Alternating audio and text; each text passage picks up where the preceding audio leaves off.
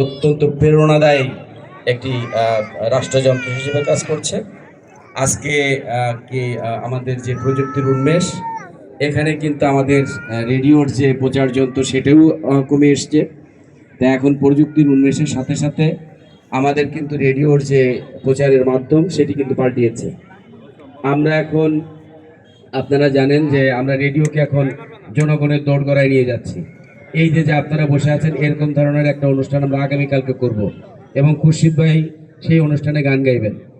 এবং ওইখানে আমাদের রেডিও শুধুমাত্র যে রেডিও সেটে শোনা যাবে তা না, আমাদের রেডিও আমাদের গাড়িতে শোনা যাবে, আমাদের অ্যাপসের মাধ্যমে সমস্ত মোবাইল সেটে শোনা যাবে। যে সমস্ত মোবাইল সেটে অ্যাপস নাই, সে যেগুলো এফএম রেডিও আছে সেখান থেকে শোনা যাবে। আমাদের রেডিও ফেসবুক থেকে শোনা যাবে, আমাদের রেডিও ইউটিউব থেকে শোনা যাবে। অর্থাৎ এখন শুধুমাত্র রেডিও যে শুধুমাত্র অডিও ভিজুয়াল হয় তা না, আমাদের রেডিওতে কালকে নাচও দেখাবো। অর্থাৎ রেডিও কিন্তু এখন সেই জায়গাটায় পৌঁছে গেছে। আপনারাও এই রেডিওতে অনেক কুইজ দেওয়া হবে কালকে 5টা থেকে 8টা পর্যন্ত, আমাদের 8:30 পর্যন্ত এই অনুষ্ঠান চলবে। আপনারাও কিন্তু এই কুইজ বিজয়ী দর্শক বা শ্রোতা হতে পারবেন যদি আপনারা আমাদের ইউটিউব বা কি বলে ফেসবুক চ্যানেল আপনারা ফলো করেন। আপনারা জানেন যে এখানকার বিভাগীয় কমিশনার, যশোরের ডিসিএসপি, সমস্ত বরেণ্য ব্যক্তিরা এবং এই যে সমস্ত গুণী ব্যক্তিরা ওই জায়গায় কালকে গিয়ে মঞ্চ কাঁপাবেন। এই সময়ই হয়তো আপনারা দেখতে পাবেন যে কত গুণী মানুষ ওখানে, এরকম বিশাল একটা আয়োজন হয়েছে। তো যাই হোক, এইভাবেই রেডিও কিন্তু বা সাংস্কৃতিক আন্দোলনের মাধ্যমে আমাদের যে সমাজে যে সমস্ত নেতিবাচক পরিবর্তন হচ্ছে, এই নেতিবাচক পরিবর্তন থেকে বেরিয়ে এসে আমাদের ইতিবাচক পরিবর্তনে জনগণকে উদ্বুদ্ধ করতে হবে। এই যে আমরা মোবাইল, আপনি এখানেও দেখেন যে অনেকেই দেখবেন যে আমাদের এই কথা শুনছেন, যাত্রা দেখছেন বা নাটক দেখছেন, মাঝখানে মোবাইল ইয়ে করছেন। অর্থাৎ মোবাইলের প্রতি আমাদের আসক্তি হয়ে গেছে। এটা আমাদের বাচ্চাদের, যাদের জন্ম হয়েছে 6 মাস বা 8 মাস, তারাও দেখবেন যে মোবাইল দেখছে। অর্থাৎ ওই মোবাইল দেখে তারা খাওয়া শিখছে।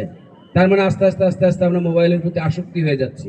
তো এই যে আসক্তি, কোনো আসক্তিই ভালো না, সেটা কিন্তু আমাদের জন্য ক্ষতিকর।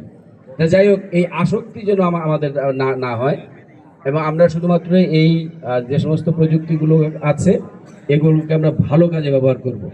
আর এই সমস্ত কাজে নেতৃত্ব দিতে পারে আমাদের এই সাংস্কৃতিক যারা ব্যক্তিত্ব তারা। আজকে ধরেন আমি যে কথা বলছি, এই কথার চেয়ে আমাদের খুরশিদ ভাই যে কথাগুলো বলেছে সেই কথাগুলো কিন্তু আপনাদের মনে থাকবে বেশি, কারণ এরা আপনাদের মনের মণিকোঠায় স্থান লাভ করে নিয়েছে।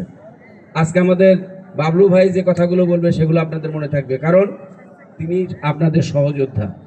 তা আমি মনে করি যে খুলনা নাট্য নিকেতন তারা সাংস্কৃতিক দিক দিয়ে অত্যন্ত সমৃদ্ধ এবং তারা আপনাদের এই সমাজ পরিবর্তনে, বিশেষ করে ইতিবাচক পরিবর্তনে তারা ভূমিকা রাখবে এবং তাদের এই উত্তরোত্তর যে সমৃদ্ধ যাত্রা, সেই যাত্রা সফল হোক। আমি এদের উত্তরোত্তর সাফল্য কামনা করছি। ধন্যবাদ সকলকে, ভালো থাকবেন, সুস্থ থাকবেন। আর আমি আপনাদের কাছ থেকে যদি সময় থাকতো তাহলে আমি অনুষ্ঠান দেখতাম, যেহেতু আমাদের সময় নাই, সুতরাং আপনাদের কাছ থেকে ক্ষমা চেয়ে বিদায় নিচ্ছি। ধন্যবাদ সকলকে।